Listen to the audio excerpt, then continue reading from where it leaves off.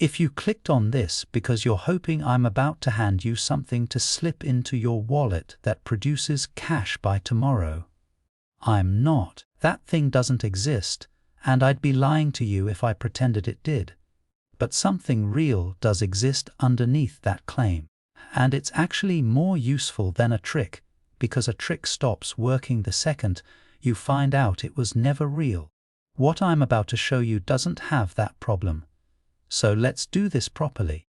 I'm going to give you the myth, the version of this idea that gets repeated in videos like the one that probably showed up right before mine. And then I'm going to show you what's actually true underneath it. Not because the myth is stupid, because there's a real discovery buried inside it, made by a woman named Ursula Gestefeld, and it got lost the moment someone turned her into a title with an exclamation point. Here's the version everyone's seen. Slip a bill, a note, a symbol into your wallet. Carry it. Somehow the wallet starts attracting more. I understand why this spreads. It's simple, it's visual. It fits in a 15-second clip. But think about what it's actually asking you to believe. That an object, sitting quietly in a compartment you rarely even open, is doing something to the outside world on your behalf. That's not what Gestefeld taught, and it's not what actually happens to anyone who tries it. Here's the truth underneath it. It was never about what's inside the wallet. It's about what happens in you in the 3 seconds before you open it. I noticed this in myself a few years ago, long before I'd ever heard her name. I used to open my wallet the exact same way every time. Quick glance, quiet exhale, close it. I never registered that exhale as anything. It was just a reflex, the way you don't notice you're clenching your jaw until someone points it out. But that reflex was happening dozens of times a week, and every single time, it was rehearsing the same tight, bracing feeling. No object was going to fix that. The object was never the variable that mattered. This is the part that turns her into clickbait, instantly, sells. But it also isn't remotely true to her actual story, and I think her real story is worth more than the fake one.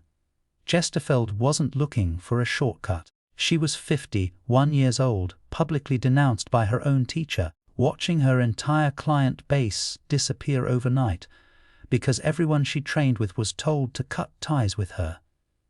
That's not a woman looking for a quick trick. That's a woman who had to rebuild, slowly, starting from nothing, at an age where most people around her assumed it was too late to start over. What she actually landed on wasn't instant. It took her months to notice a shift, and the shift wasn't in her bank account first.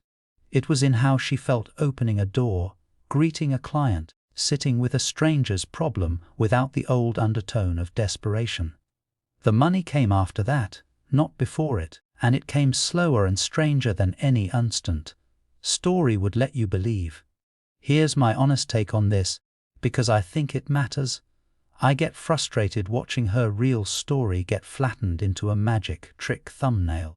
Not because the thumbnail is dishonest in some abstract sense, but because it robs you of the actual useful part. The useful part is that a person can completely rebuild their relationship to money starting from a genuinely difficult, humiliating low point. That's a real, applicable idea. Instant cash is not.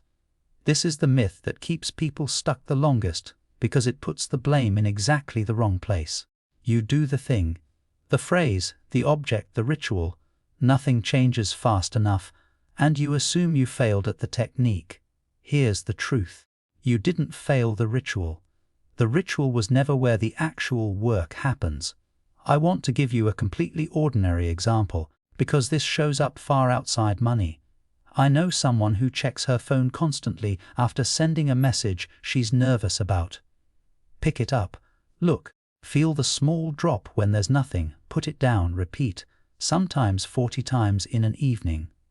Nobody would call that a ritual, but it's the identical pattern as opening a wallet 50 times a week, hoping it looks different this time.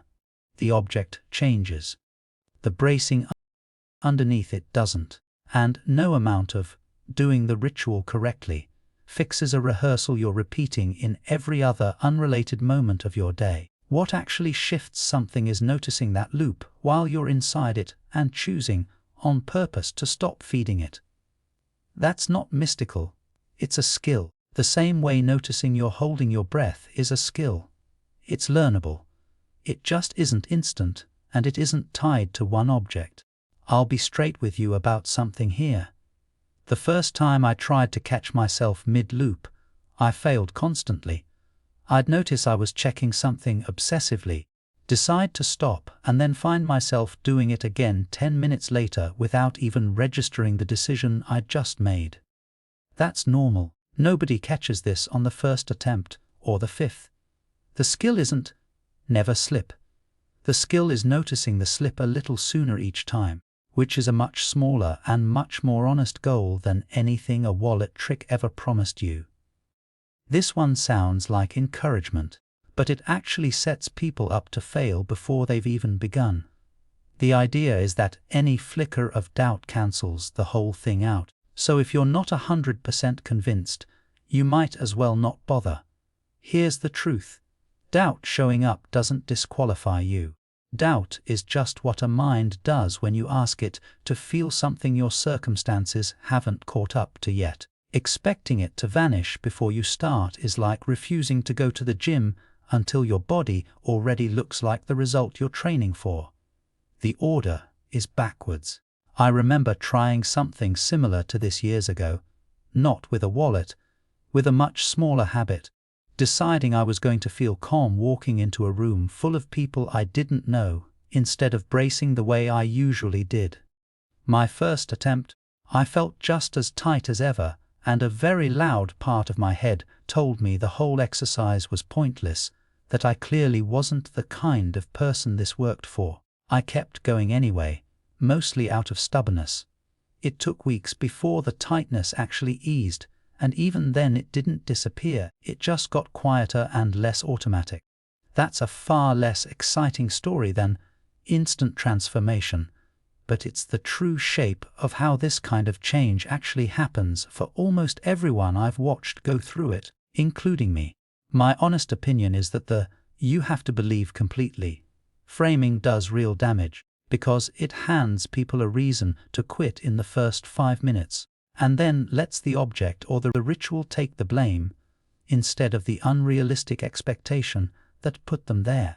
Gestefeld herself wasn't fully convinced when she started either.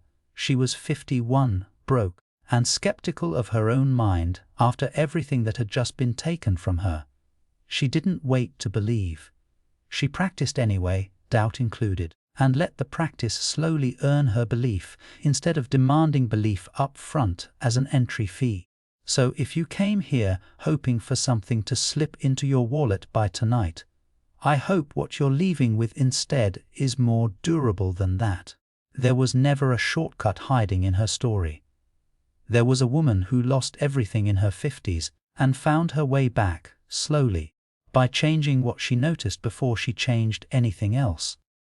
That part was never going to fit on a thumbnail.